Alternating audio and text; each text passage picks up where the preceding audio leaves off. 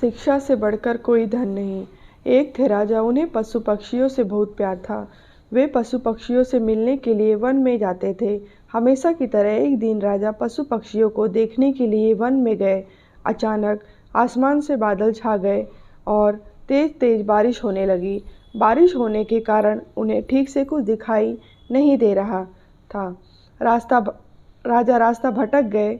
रास्ता ढूंढते ढूंढते किसी तरह राजा जंगल के किनारे पहुंच ही गए। भूख प्यास और थकान से बेचैन राजा एक बड़े से पेड़ के नीचे बैठ गए। तभी राजा को उधर से आते हुए 3 बालक दिखाई दिए। राजा ने उन्हें प्यार से अपने पास बुलाया। बच्चों, यहाँ आओ, मेरी बात सुनो। तीनों बालक हंसते खेलते राजा के पास आ गए। तब राजा बोले, मुझे बहुत भूख और प्यास लगी है। क्या आप मुझे भोजन और पानी मिल सकता है?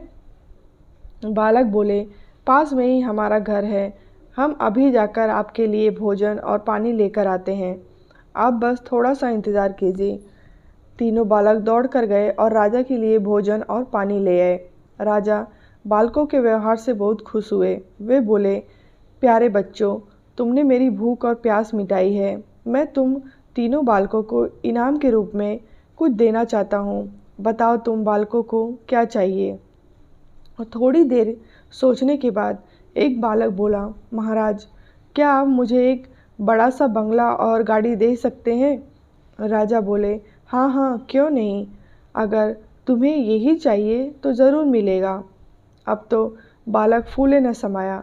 दूसरा बालक भी उछलते हुए बोला, मैं बहुत गरीब हूँ, मुझे धन चाहिए जिससे मैं भी अच्छा अच्छा खा सकूँ, अच्छे अच्छे कपड़े पहन सकूँ और खूब मस्ती करूँ। राजा मुस्कुराते हुए बोले, ठीक है बेटा, मैं तुम्हें बहुत सारा धन दूंगा। यह सुनकर दूसरा बालक खुशी से झूम उठा। भला तीसरा बालक क्यों चुप रहता? वह भी बोला, महाराज, क्या आप मेरा सपना भी पूरा करेंगे? मुस्कुराते हुए राजा ने बोला, क्यों नहीं, बोलो बेटा, तुम्हारा क्या सपना है? तुम्हें भी धन दौलत चाहिए? नहीं महाराज, मुझे धन दौलत नहीं चाहिए। मेरा सपना है कि मैं पढ़ लिख कर विद्वान बनूं। क्या आप मेरे लिए कुछ कर सकते हैं? तीसरे बालक की बात सुनकर राजा बहुत खुश हुए।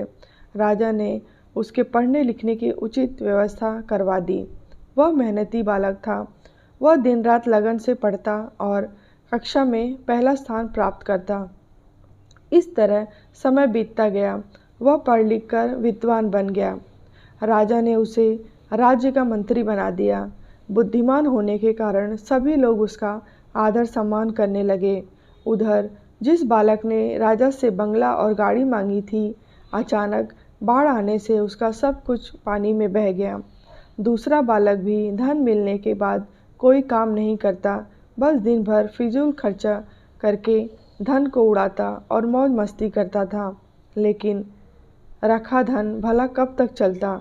एक समय आया कि उसका सारा धन समाप्त हो गया। वह फिर से गरीब हो गया। दोनों बालक उदास होकर अपने मित्र यानी मंत्री से मिलने राजा के दरबार में गए। वे दुखी होकर अपने मित्र से बोले, हमने राजा से इनाम मांगने में बहुत बड़ी भूल की। हमारा धन, बंगला, गाड़ी सब कुछ नष्ट हो गया। हमारे पास अब कुछ नहीं बचा है। मित्र ने समझाते हुए कहा, किसी के भी पास धन दौलत हमेशा नहीं रहता। धन तो आता जाता रहता है। सिर्फ शिक्षा है जो हमारे पास रहती है। धन से नहीं बल्कि शिक्षा से भी हम धनवान बनते हैं। दोनों बालकों की अपनी गलती पर बहुत पछतावा हुआ। उन्होंने तय किया कि हम भी मेहनत और लगन से पढ़ाई करेंगे और अपने जीवन को सुखी बनाएंगे। अगर आपको कहानी अच्छी लगी हो तो लाइक करें, शेयर करें एंड सब्सक्राइब करें।